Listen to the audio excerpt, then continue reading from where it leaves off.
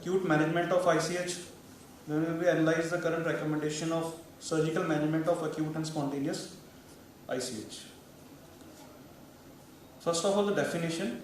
What do you mean by spontaneous intracerebral hemorrhage? It is a non-traumatic hemorrhage which involves a bleeding in the brain parenchyma, which can extend into the ventricles and into the subarachnoid space. In the given picture, you can see a classic presentation of a basal ganglia bleed, which accounts for about 80 to 90% cases of spontaneous non-traumatic intracerebral hemorrhages. Now, ICH accounts for about is the second most common type of stroke, which accounts for 10 to 15% of all cases, depending on the population, race, and the region studied. The case fatality ranges from 35% at 7 days to 59% in 1 year, and half of the fatal cases usually occur in first 48 hours after presentation. Now, what are the causes? Hypertension, amyloid angiopathy, undetermined causes, anticoagulation, structural lesion, and systemic disease. Hypertension and amyloid angiopathy causes about more than 50% cases of spontaneous ICH. Now we divide the causes into primary and secondaries. Primary are hypertension, most common. Second is amyloid angiopathy.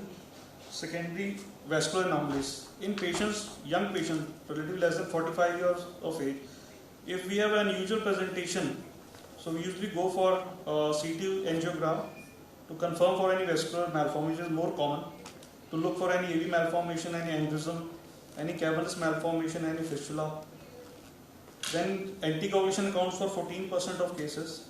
Rest are trauma, tumors, infection, hemorrhagic transformation of infarcts, Moyamoya disease or CVT. Hypertension with ICH, systolic BP more than 160 or diastolic 110 have a 5.5 times increased risk of ICH. The ICH usually occurs due to the perforator arteries penetration, as they arise as a 90-degree at angle of the main artery, so the caliber is very short. So whenever there is a rise in the blood pressure, so the stress leads to the rupture of the perforator arteries and leads to a bleed. What happens in hypertensive patients? There is a Caulian lipohyalinosis, which is small vessel disease. There is a lipid accumulation in the vessel wall, which causes the narrowing of the lumen. The hyperplasia of the median artery occurs due to proliferation of the reactive smooth muscle cells, which die and are replaced by collagen fibers, which lead to the brittleness of the vessel wall and more prone to damage when there is an increase in blood pressure. Amyloid angiopathy, in this, there is a amyloid beta peptide in the wall of leptomeningeal and cortical arteries, arterioles, and capillaries. But hemorrhages in these cases are usually superficial, lobar, and commonly breach the cortical surface. They are multiple and recurrent. Age is usually more than 70 and associated with Alzheimer's. Now we look for the acute management. Whenever the patient comes to emergency, how we start the management of ICH patients? The basic management is same for any emergency case. We have to look for the ABC. First of all, look the airway, breathing, and circulation. We have to manage this. If the patient is conscious and just presents with weakness, so we can directly shift the patient for scanning. CT scan is a diagnostic procedure of choice. But once the patient is not stable, so we will first off secure the airway, breathing, and if it requires a sedation, we will sedate the patient, then we will shift the patient for any imaging. CT scan is the investigation of choice, but if there is an unusual presentation, suppose the patient is young, as I previously mentioned, less than 45 years, so and if the accompanying presentation is of arachnoid hemorrhage or IVH or cortical hematomas just reaching up to the cortical surface, then we usually go for a CT angiogram to look for any vascular malformation. If you have suspicion of tumors or any infection, so we will go for MRI with contrast. For trauma, CT scan is the investigation, best investigation. So what to look for in CT scan? We have to look for the volume, the location, and the predictors of hematoma expansion. In this CT slide, I have shown a bleed with the intraventricular extension. So the size of the hematoma is calculated in 3 dimensions, the length, width, and depth. 30 ml is considered a cutoff for surgical or conservative in supratentorial hematomas. In a study of 188 patients with ICH that analyzed predictors 30-day mortality, it was seen that if the volume is less than 30 and GC is more than 9, it has a 30-day mortality of 19%, whereas as the volume rises, suppose if it goes beyond 60 and the GC is less than 8, it has a predicted mortality of 91%. So supratentorial are more common, cerebrum, lateral and third ventricle. Infratentorial hematomas are life-threatening. Brainstem carries the most mortality. If the pontine bleed or it carries the most mortality. Cerebellum, then fourth ventricle. Intraventricular hemorrhage and hematoma location. Intraventricular hemorrhage is associated with a low probability of favorable outcome. In patients which have a cortical bleed or basal ganglia bleed, supratentorial with intraventricular extension, they have a very poor outcome overall, and acute mortality also increases in these cases. Good recovery to moderate disability with IVH occurs in the volume if the volume is less than 25 cc, versus worse outcome were observed when volumes exceeded 25 cc. In a meta-analysis of 218 patients with spontaneous ICH who had a SET CT within 3 hours of onset and follow-up had within 24 hours, there was a 10% increase in hematoma volume. Patients with 5% more likely to die and 16% more likely to increase 1 point on the modified Rankin scale. So what are the predictors of hematoma expansion? Time of onset of ictus to a CT scan. Patient on anticoagulants, warfarin have 11 more risk, 11 times more risk of increasing the size of hematoma. And third one is the spot sign, which you can see with a mark with a red marker. It is a finding on a CT angio with a sensitivity of 53% and specificity of 88%. Spot sign was used in a study, prediction of hematoma growth and outcome with intracerebral hemorrhage using CT angiography, spot sign. It showed the presence of spot sign associated with a relative risk of 2.3 for hematoma expansion and a median 3-month MRS of 5 as compared to 3 in the spot sign negative. The mortality was high if the spot sign is present. The more the number of spot sign and dimension, if it's more, then the prognosis was poor and the chance of expansion was more. This was a score which was determined to use the assessment of 30-day mortality. It used 5 parameters. Score was 0 to 6. GCS, ICH volume, intraventricular hemorrhage, infratentorial region of ICH, and age. If the score is 0, then the prognosis is very good. And if the score is more than or equal to 5, then the prognosis was relatively bad. Now what medical management? First of all, you look for the blood pressure control. What do we go for when we try to control the blood pressure? We have to maintain the cerebral perfusion pressure of both the global parenchyma as well as the local area, and the perihematomal tissue which is being compressed due to the mass effect. So multiple studies were done. Is early intensive BP lowering safe? So it was a randomized trial, about 2700 patients was taken. The intensive treatment was less likely to have a primary outcome of death or a major disability. Significantly better functional outcomes as well as better physical and psychological well-being among patients who received intensive treatment. Another trial was antihypertensive treatment of cerebral hemorrhage 2. It was also a study which involved 1000 patients with eligibility of ICH volume less than 60 and GCS more than 5. Target was systolic blood pressure 110 to 140. It did not result in lower rate of death or disability compared to the standard treatment group. It was stopped early due to futility and adverse events.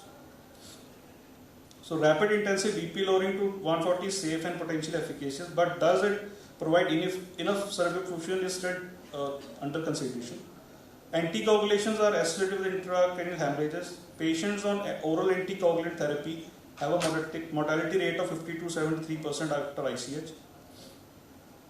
In addition to the proportion of patients with hemorrhage expansion at 72 hours was significantly higher among those with anticoagulant related ICH and had a higher mortality rate 90 days than with spontaneous ICH. A population-based study showed that regular aspirin use at the onset of ICH was a significant independent risk factor for death within 3 months of ICH, and a systemic review of 25 cohort studies concluded that prior antiplatelet use was associated with increased mortality, but not poor functional outcome after ICH. All anticoagulants and antiplatelet drugs should be discontinued acutely for at least 1 to 2 weeks after the onset of hemorrhage. Now I will come to my main topic was surgical management, when to go for surgical management, what are the indications, and when to avoid going for a surgical intervention. So first of all, we discussed the cannotony for supratentorial hematoma drainage. Second will be minimal invasive surgical approaches, and third will be the intraventral hemorrhage management. Supratental above the tentorium, which counts for majority of intracranial hemorrhages, they are associated with high morbidity and mortality. Now, why is it important? When the patient comes with the initial intracerebral hemorrhage, the primary brain injury which occurred, it cannot be reversed.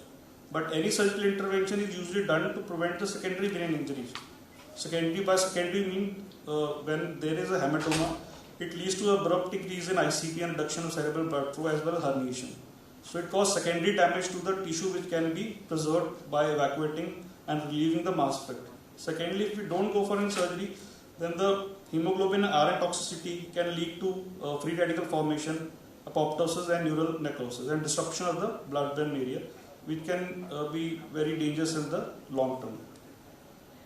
Now these are few trials. Surgical treatment of ICH trial. It was one. Inclusion criteria was spontaneous supratentorial hemorrhages, which was shown with CT performed in 72 hours of initial symptoms. Hematoma of greater than or equal to 2 cm, GCS more than 5. Method, it includes 1,000 patients with follow-up of 6 months. It mainly included lobar or ganglionic spontaneous ICH. And evacuation was done with 24 hours randomization and within 72 hours of ictus versus conservative. The results were very, it showed that there is no benefit of early surgery except for a possible benefit in a subgroup of patients with superficial hematomas, that is cortical hematomas. Then the question is, this trial was, does early surgery reduce mortality and improve neurological outcome compared with conservative management? There was no statistically overall difference found in functional outcome or mortality in early surgery versus conservative. Then stage 2 trial was done, which included the superficial hematomas within 1 cm from cortical surface.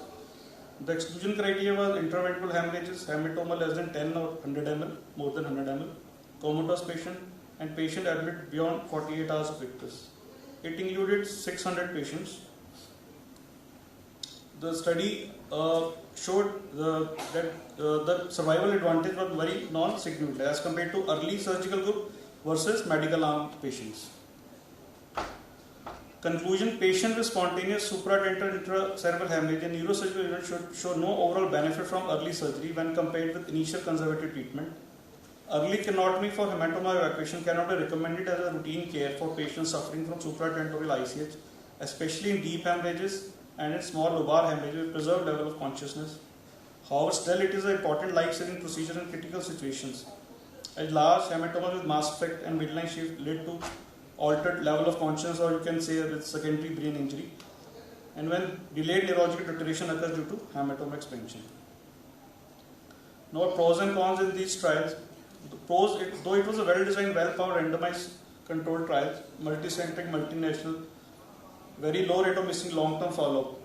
But the cons, large crossovers from conservative to surgical group. Approximately 25% of patients were shifted from the conservative to surgical group whenever there was deterioration in the GCS. So overall, what happened was the conservative group population decreased, and the results were shown to be more beneficial in the conservative as compared to surgical group. So if no patient has crossed over to surgery, the rates of unfavorable outcome and death in the initial conservative group may have been higher. Now we will go for minimally invasive clot evacuation. There was a comparative study between endoscopic surgery for spontaneous BG bleeds, which compared endoscopic surgery, stereotactic aspiration, and cannot non-comatose patients. It was a prospective randomized trial which included 90 patients, 30 each in each group, with GCS 9 to 13 and hematoma size was more than 25 ml. It was seen that endoscopy is the best technique for hematoma evacuation with least mortality, least morbidity also, and with a better functional outcome. Then a MISTRY trial was done, which is minimal invasive surgery plus RTPA, recombinant tissue plasmid activator for ICH evacuation trial 3. In this, a sleeve guided catheter placement is done in the middle of the hematoma. Then RTPA is inserted to center of clot, and the drainage of clot is done via drain. As we can see, post-surgical scans of a patient, and on 10th day you can see about 20% is left and 70-80% has been removed. What is the methodology of this technique? We first of all place a rigid cannula within middle 2/3 of the hematoma. Then we aspirate with a 10 ml syringe and aspirate adequate amount of fluid which comes freely. We then replace the rigid cannula with a soft catheter, and after clot separation, we start injecting 1 mg of altiplase through intrahematomal catheter every 8 hours for up to 9 doses, followed by 3 ml flush, clamp for 1 hour and reopen for 7 hours. Treatment success clot volume usually reduced to 15 ml or less on a CT scan, and after endpoint, we keep the drain for at least 4 to 5 days. Similarly, as MYSTRY trial 2 was done with 96 patients with hematoma volume greater than 20 ml. In conclusion, ICH can be aimed and drained safely using sterile thrombolytic agents to stereotactic. In the stereotactically guided catheter was used. MYSTRY 3, which we have discussed briefly, is a safe.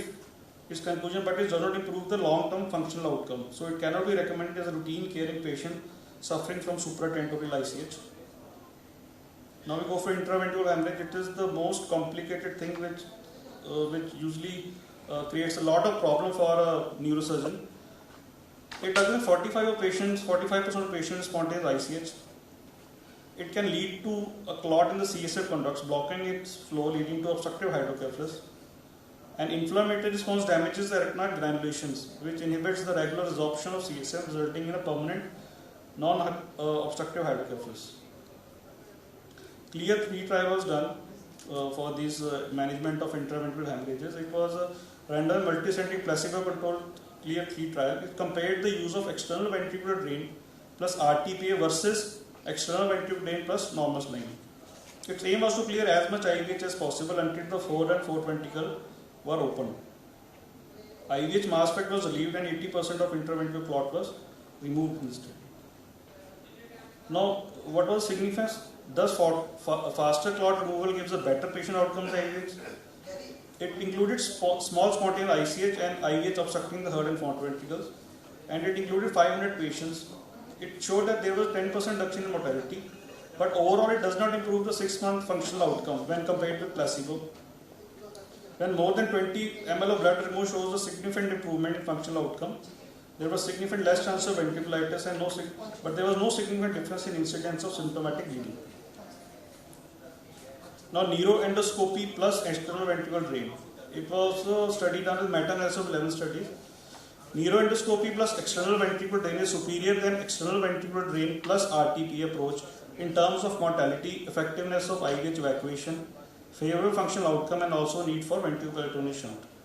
But still did no conclusive evidence as insufficient data has been published thus far. The study suggests that the neuroendoscopy approach with external ventricular drain could become an alternative to external ventricular drain plus IVF or IVH in future. Now, infratentorial intracerebral hemorrhages, the hemorrhages occur usually below the tentorium. The narrow confines of the posterior fossa can quickly lead to the deterioration in case of cerebral hemorrhages caused by obstructive hydrocephalus and local mass spec on the brainstem. Posterior fossa hemorrhages account for 5 to 13% of all ICH cases. Independent risk factor for mortality regardless. The 30 ml criteria does not go for in this posterior fossa hemorrhages. There was no randomized controlled clinical trial. Current recommendation for surgery are hemorrhages greater than 3 cm diameter or hemorrhages comprising the brainstem compression and causing acute hydrocephalus. So these are the indications, no clear-cut indication of posterior fossa surgery. We have to just look for the GCS as well as the any signs of compression of brainstem. Why surgical trials may have failed? The primary injury of hemorrhage is not possible to be treated with surgery. Surgery is usually done to prevent any secondary damage to the brain.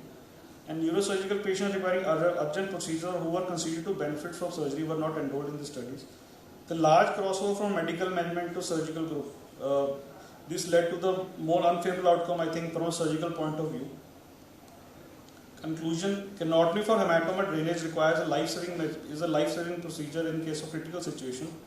Minimal invasive techniques such as neuroendoscopy is safe, but not much evidence for long-term better functional outcome. Larger studies are needed to recommend this as routine care in patients suffering from supratentorial ICH. Thanks. Any questions? Thank you. Thank you, sir.